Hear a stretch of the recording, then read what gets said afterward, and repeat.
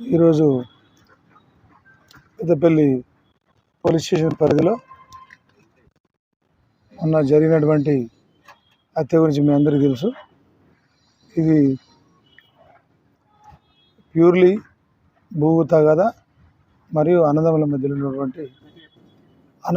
ఉన్నటువంటి ఆస్తి విషయం సంబంధించి భూమికి సంబంధించినటువంటి విషయంలో ఈ కలవేలి లక్ష్మయ్య అతనికి సంబంధించిన వాళ్ళ ఓన్ బ్రదర్స్ మల్లయ్య రాజా అనే అతను ఎవరైతే చనిపోయాడో కలవేలి రాయేశం, ఈ కలవేలి రాయేశము ఈ లక్ష్మయ్య అనే వీళ్ళు సొంత అన్నదమ్ముల పిల్లలు, అంటే పాలలు. ఈ గత 15 సంవత్సరాల నుంచి వీళ్ళ మధ్యలో 2 ఎకరాల 32 గుంటల భూమికి సంబంధించి తగాదా ఉంది. అది ఈ మధ్యనే క్లియర్ అయిపోయింది.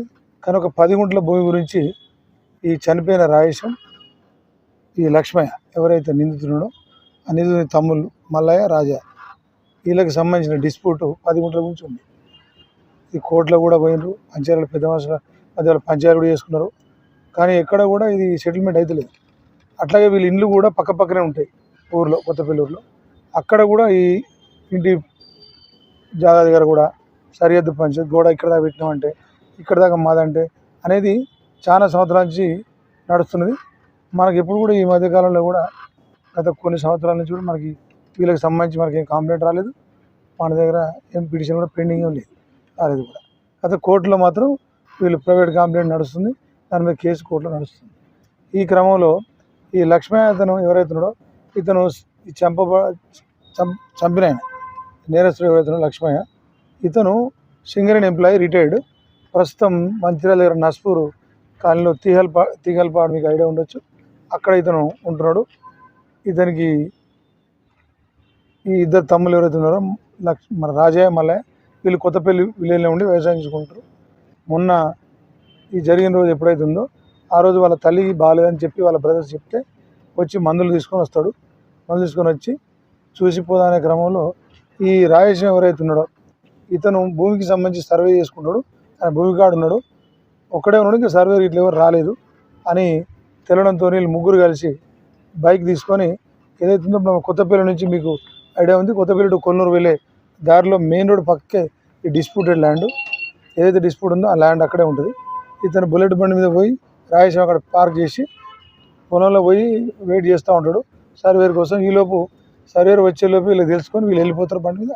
ఈ ముగ్గురు కూడా లక్ష్మయ్య, మల్లయ్య, రాజా వెళ్ళిపోయి అంటే వెళ్ళేటప్పుడు కూడా ఒక కర్ర తీసుకొని పోతారు. పోయిన తర్వాత వీళ్ళు ఎట్లయినా లొల్లింది, ఊకే ఇదంతా మాకు గొడవ అయింది, లొల్లిందని ఈ కోట్ల తోడు తిరుగుడు, ఇతను ఒప్పుకుంటలేడు, కాంప్రమైజ్ అవుతలేడు అనే విషయంలో వీళ్ళు మనసులో పెట్టుకుని ఎప్పటి నుంచో వీళ్ళు ప్లాన్గా ఉన్నారు ఏదైనా చేద్దామని. అనుకోకుండా ఒక్కడే ఉన్నాడు అని చెప్పి తెలియగానే ఇమీడియట్గా వీళ్ళు బైక్ మీద వెళ్ళిపోవడం. అక్కడ పోయిన తర్వాత అప్పుడే ఆయన జస్ట్ పొలం నుంచి బండి దగ్గరికి వచ్చే క్రమంలో వీళ్ళు ముగ్గురు వెళ్ళి ఈ లక్ష్మయ్యను మళ్ళీ లక్ష్మయ్య కట్టెతో కొడతాడు, తీసుకుపోయిన కట్టెతో కొట్టగానే కింద పడగానే పడి బండి స్టార్ట్ చేసే క్రమంలో మళ్ళీ కట్టేసుకొని మళ్ళీ కూడా కొడతాడు. కొట్టగానే బండి మీద అట్లే పడిపోతాడు, ఇంజరీస్ అయితే.